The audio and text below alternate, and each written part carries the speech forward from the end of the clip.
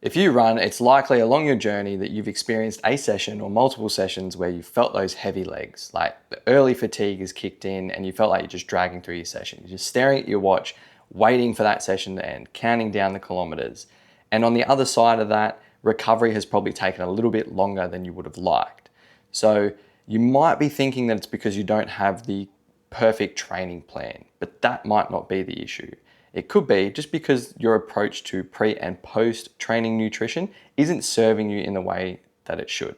So I'm Josh, I'm a nutritionist. I've coached over 100 athletes now. I've just come off the back of Gold Coast Marathon where I ran a 3 hour 19, which was a nice fat PB for me. And these are some strategies that I use personally for myself and my athletes.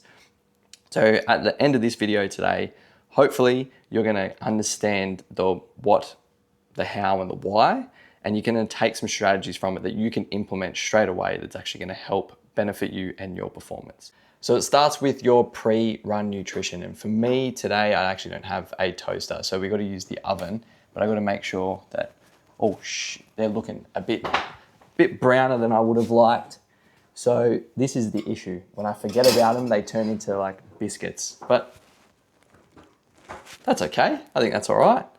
So to simplify this whole process, I use a method that I call the double breakfast. And that's what I want you to take away from this video today is that name. Just remember double breakfast, and I guarantee it's gonna go a long way into how you perform and how you recover. It is in the name.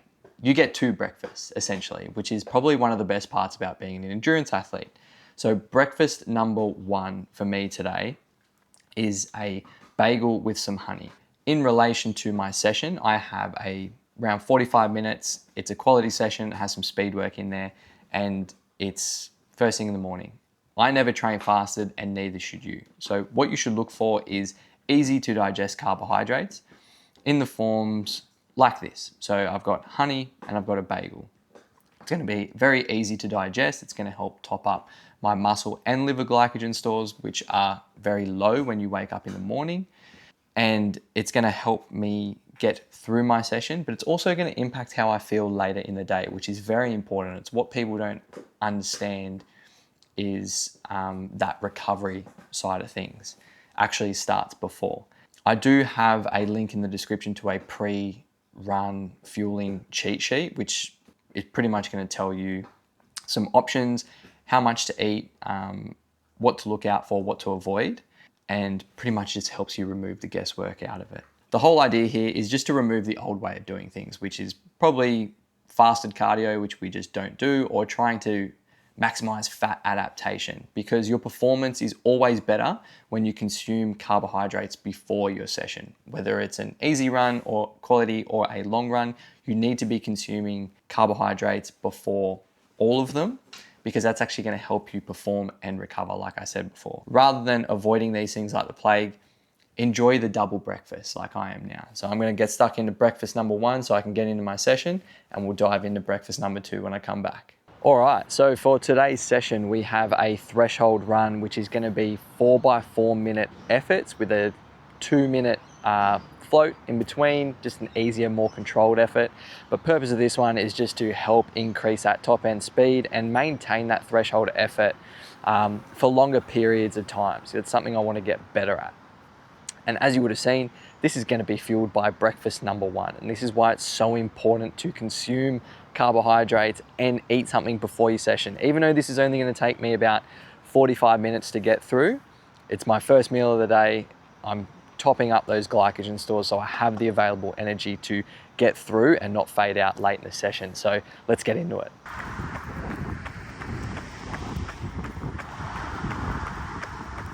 All right, so warm up done was 10 minutes. I've just done my 4x30-second strides, 5 seconds. All right, so I'm gonna hold this for about 4 minutes, around that 4:12 mark. So, all right, this first rep done, did it in 4:08, which is a little bit faster for the first one. I typically like to start a little bit slower on the efforts and then build for the back one. So, seeing as I've gone out at 4:08, now I'm gonna hold it. All right, second rep done. That was faster than the first one, so we hit that at a 4:06. I just feel really fresh and really good today, so good signs. Rep 3 done, Did it at a 4:05, I think, so a bit faster again. Just trying to run on effort. So the effort I'm trying to maintain, if it comes out a little bit faster, then good signs. Rep 4 done, I think that was a 4:05, so I was able to maintain that throughout and got faster as I went. And the effort felt consistent, which is good. So I got the cool down, and then we'll go and have breakfast number 2 of our double breakfast. Yep.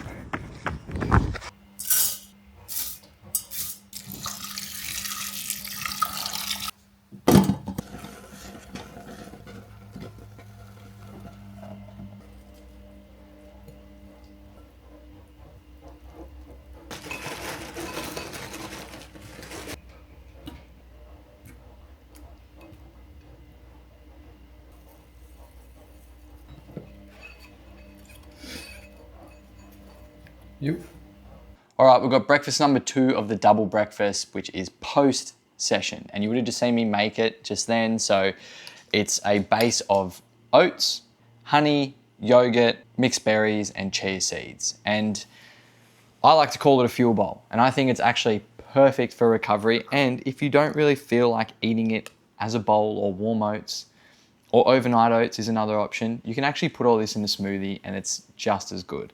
But the reason why I eat this post-run, when you think about recovery nutrition, you want to replenish what you've lost.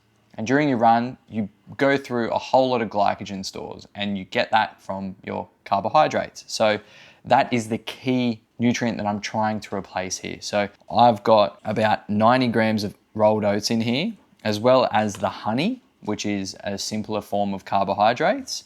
And the mixed berries also has carbohydrates, but they're higher in antioxidants.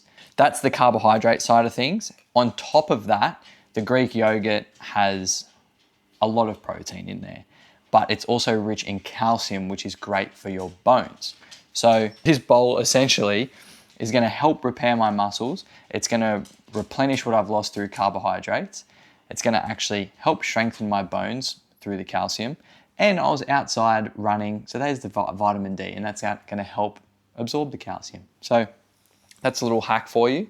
And the chia seeds in here, some people might question them, but I think they're great because they're a great source of fiber for one, but omega-3s, which are essential for our bodies, especially as endurance athletes. So this bowl here is going to actually stimulate my recovery, but help me throughout the day.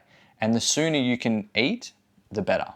From this video, I guess the key takeaways that I want you guys to have is obviously the double breakfast. If you remember the double breakfast, you're golden.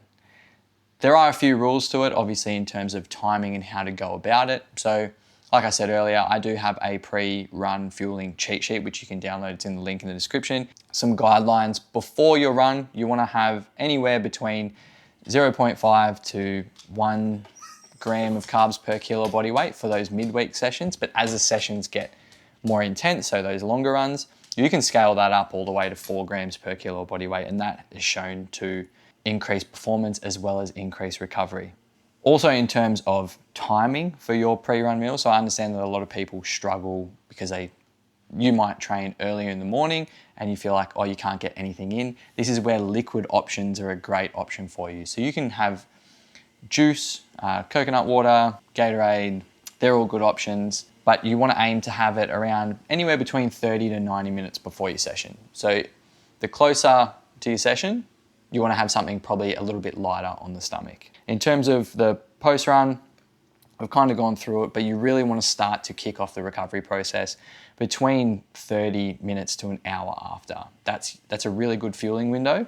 And for those longer, more intense sessions, you want to prioritize maybe around that 30-minute window, starting with the liquid option like a chocolate milk. That will be another topic for another day. So hopefully you got something out of this video today. The main thing that I want you to get out of it is that you need to be eating before and you need to be eating after your sessions. If you implement this straight away, you're going to see results. You're going to recover so much faster and you're just going to feel better. So thanks for watching.